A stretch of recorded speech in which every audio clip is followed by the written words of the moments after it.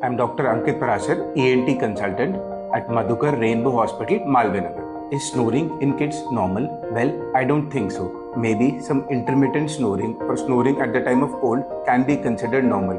But if your child is sleeping in an open mouth breathing position or is constantly sleeping in head down position, or if there is some drooling of saliva, or if he is snoring for more than 3 times in a week, then you should immediately consult an ENT specialist.